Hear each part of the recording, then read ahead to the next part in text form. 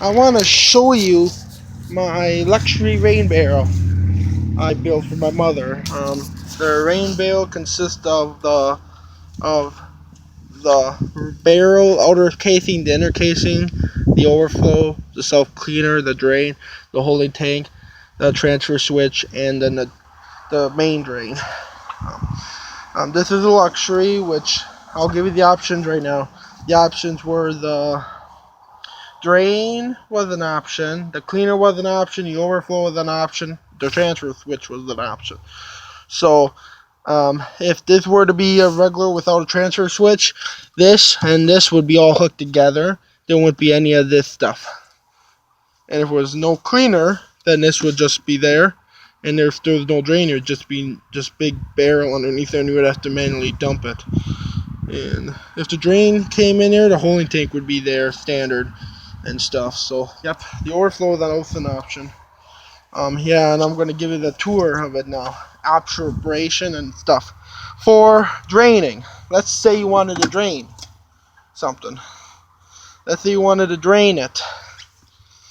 I put regular water in there to represent rainwater. So let's say you wanted to drain it.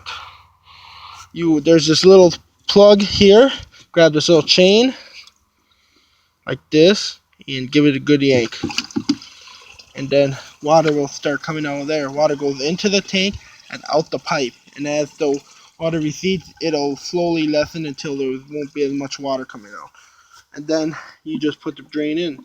This is good for like winterizing or cleaning, and stuff like that. So all the water is drained out of the barrel now. Now, if you want to ever do cleaning, since this has a built-in cleaner, I'm going to show you how to clean it. Since it has a built-in cleaner, all you would do is let this out there, set this aside right there, and then let me put this down because it needs two hands to do this.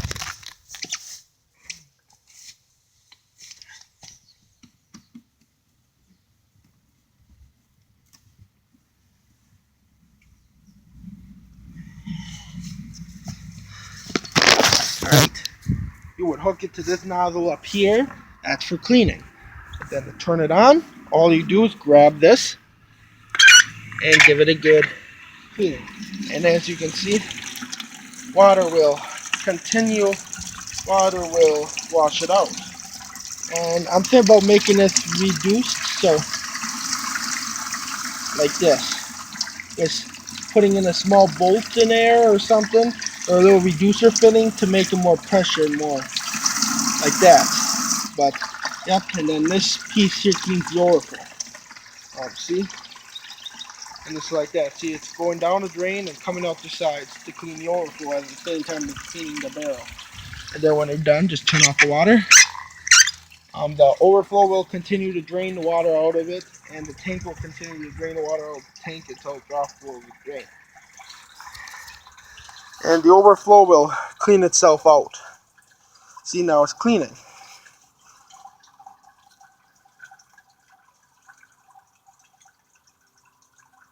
You hear draining.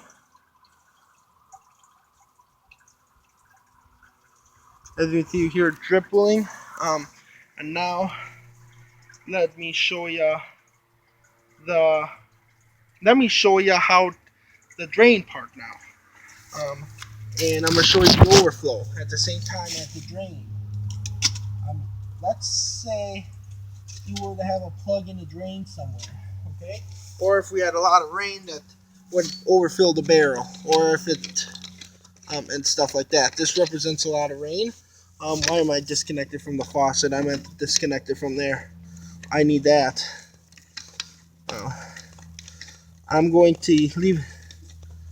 All right. Let's disconnect it from the barrel so you have a way of doing it. And then stuff like that. Okay, now let's say we had a lot of rain or something were to go wrong. I'm going to represent rain by putting a lot of water in here. And you'll see the overflow in action. So let's say, so as you can see, the water is continuing to rise, continuing to rise.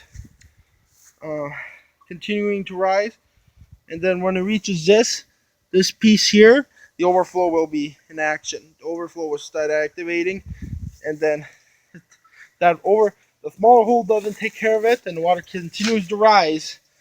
Then the bigger overflow will take an action. As you can see, you can hear water rushing out of there. You can hear water rushing out of here. And then and as you see, there's not a lot of water. But let's say the water continues to rise. And as you see, the water increases. This is the overflow in action. And see, it's going down the drain too. And as you can see, look at it, you can see water go in there. Now when the water stops, the overflow, the drain will drain a little bit past this first overflow hole. And as you can see, water is still coming out, and the cleaner holes actually act as the overflow, part of the overflow too. And as you see, water is coming out of this overflow too. And right there. And as you can see, water stopped coming out of here because it's down past that far. And as you can see, it's now in it remained at a safe level below here. When it reaches here, that's when the overflow kicks in. And as you can see, you see the water is leaking out of there. No, that's actually the water in the overflow still. That's why you see water coming out of here, because the overflow is still draining and stuff.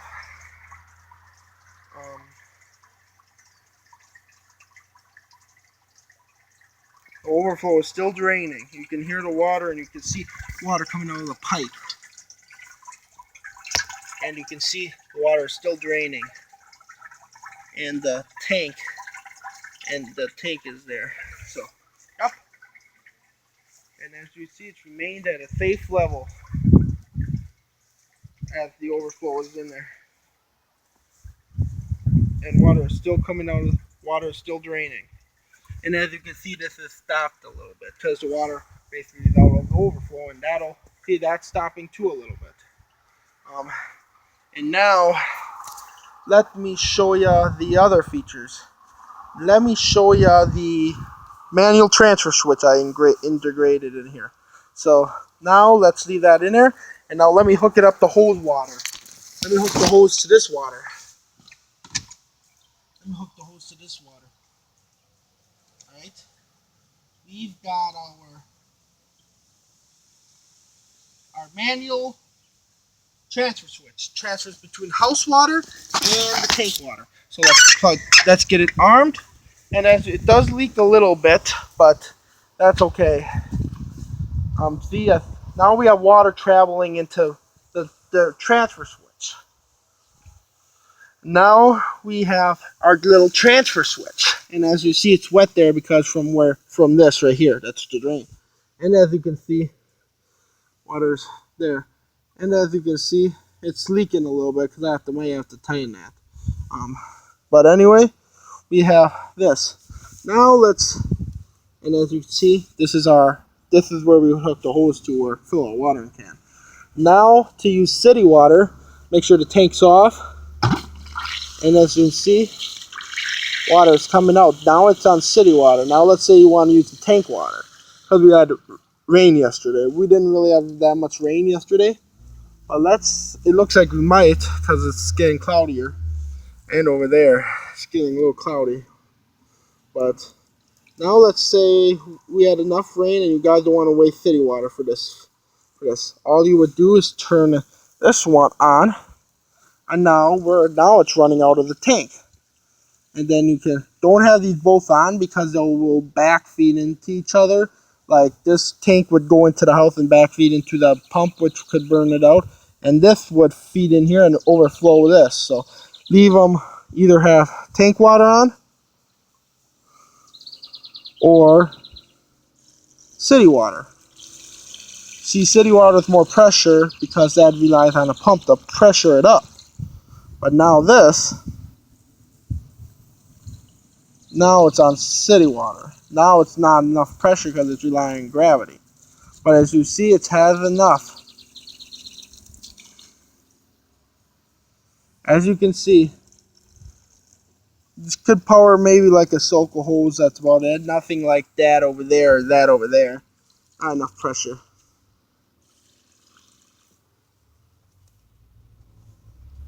As you can see, it's continuing. See, this has a lot of pressure behind her. See, it's able to go up like this and able to use. So this has a lot of pressure behind here. And that's a little bit more pressure than this. See? And see? And then, if you don't want to use all the rain in the rain barrel, then you can use the stuff from the house. And then when you're done, what you do, just shut it off at the house. And as you can see, water's drained out because we've been running it over the nozzle. And now to empty out the tank, let me show you what you would do to empty out the tank. You would, to drain it all the way, you would just pull this lever and water would come right out, gush right out. And now you would set this away over here, and you would, I just set this down for this, and you would disconnect to a hose coming from the house.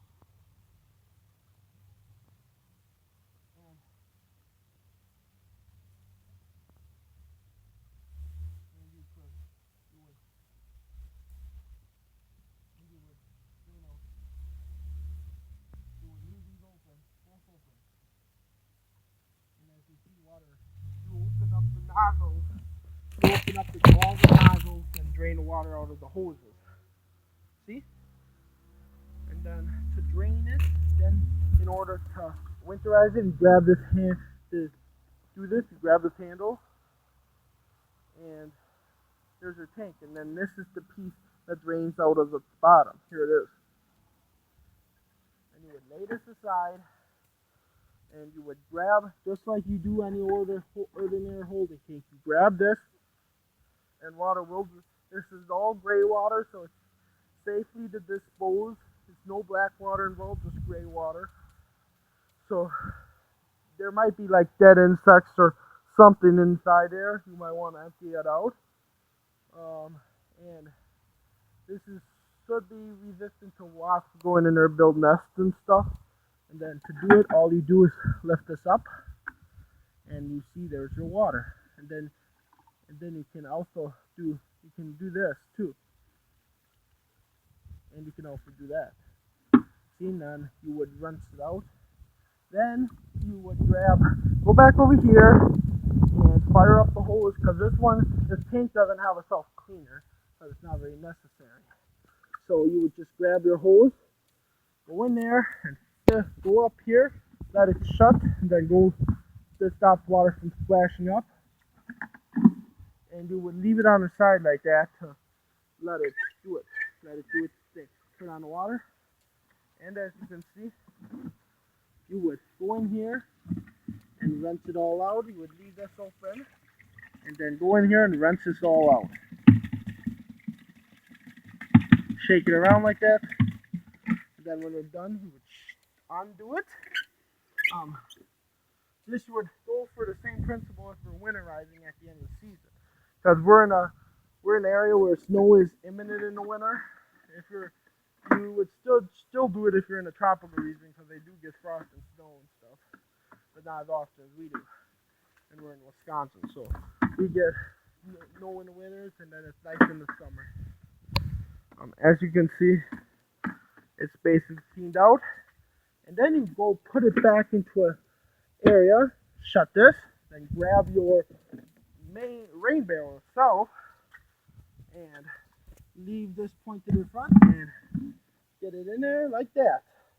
Make sure it's on flat ground so it doesn't tip over, and then you should fill the traps, and I'll show you how to winterize in a second, because there's a lot more principle than just emptying out the tank to winterize it. And then to fill up the tank, to fill up your holding tank, which you should do to catch any insects and stuff, so they don't stick to the bottom of the tank, you have to be careful, because sometimes This, since it's empty, will tip over, and as you can see, you fill it up until water starts coming out of the tube. And when water comes out of the tube steadily, you know it's full. And as you can see, water's coming out, but when it comes out there steadily, like that, like water's coming out of there steadily, you just turn off your hose, and once the water stops, you know your trap is there ready to catch insects and other debris from coming down in it. And then you would either fill it up manually like I've been doing, or wait for rain. And then to arm it for rain, just grab this little plug. You might want to clean this out, but I don't need to because it's not that dirty. This is rubber, and it just sticks in there, and now it's armed and ready to catch rain. Which I always leave it in because we never know when we'll have rain at night or something, and that'll fill up. That's a lot more. I find that's a little more easier to handle than something like this. See, this is harder to handle and harder to move because it's so big. See, I can't even move with one hand. That one I can. And stuff.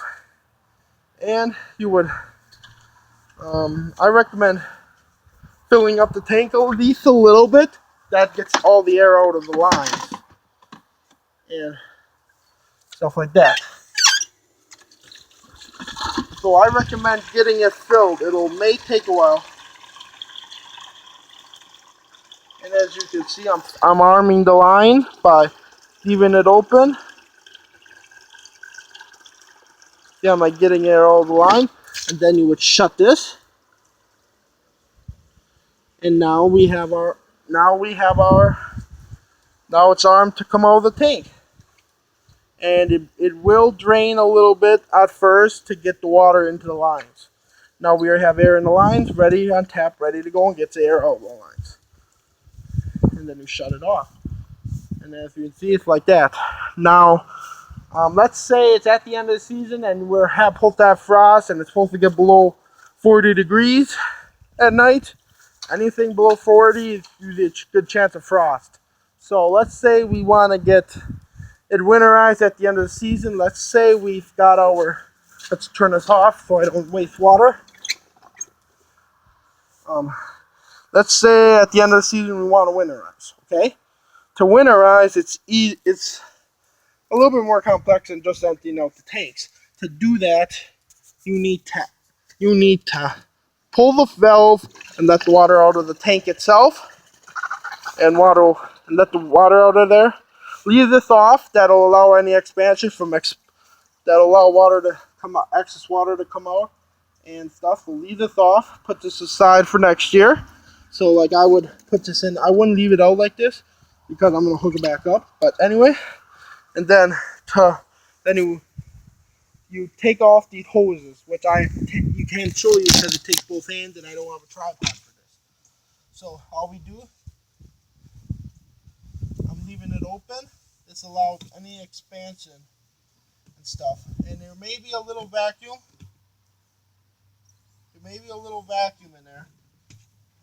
All you do is break the vacuum, just undo it a little bit. And don't use compressed air on this type of stuff because it'll blow those seals. Just blow into it. Make sure it's out. Alright, we do that. And then we will then leave this open too. And leave